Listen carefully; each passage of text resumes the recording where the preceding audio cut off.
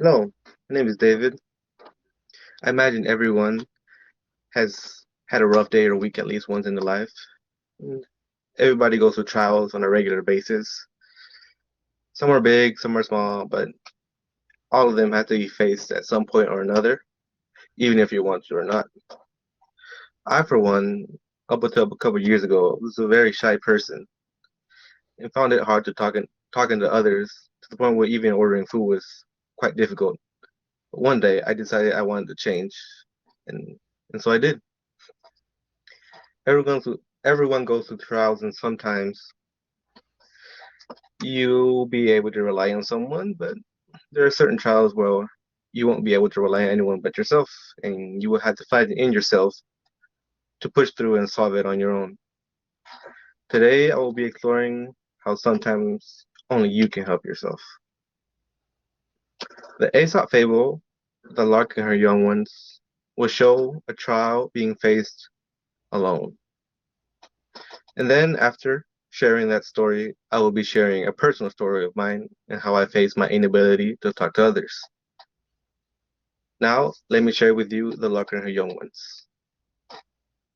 The Aesop fable, The Lark and Her Young Ones, is a rather short fable, but there's an important lesson to be learned. As we told on aesopfables.com, we start with a lark making her nest in the early spring. The lark had a brood, which is a small family of birds. One of the lark's sons had overheard a farmer speak of harvesting his crop for the year, and out of concern, the lark's son went to his mother and warned her and asked her if they were gonna move away for safety. The lark told his son that no, there was no need. The farmer called for his neighbors to help. They did not come. This happened twice more. Second time, he asked for his friends, and to no avail. And the third time, he finally decided just to hire some laborers.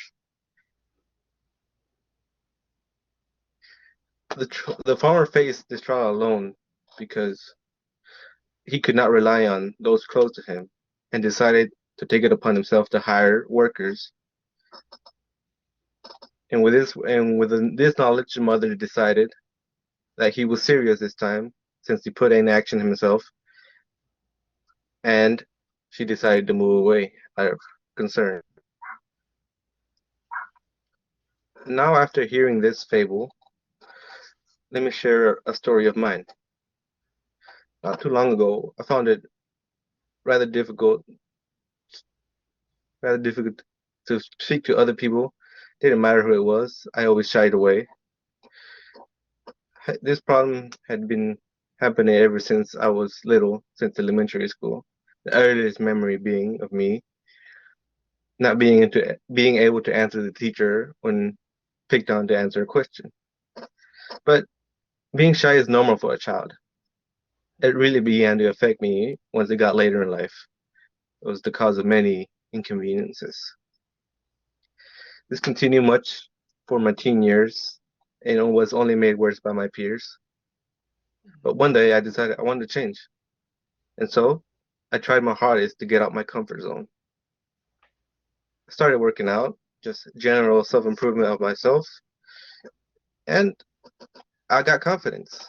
I felt better and became more confident, which in return helped me to get out there and speak up. Now I'm able to hold a conversation and look people in the eye now, which years ago I couldn't do that. That being said, I'm still a little bit reserved. I really enjoy my alone time, but I'll always be able to go out there and speak up. Although my story and the fable share little resemblance, the core lesson remains the same. Only you can help yourself sometimes.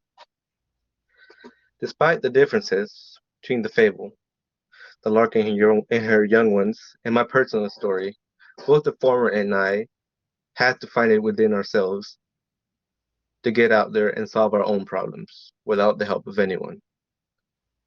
If you ever find yourself in a difficult trial, just simply remember, imagine what you could do if you weren't afraid.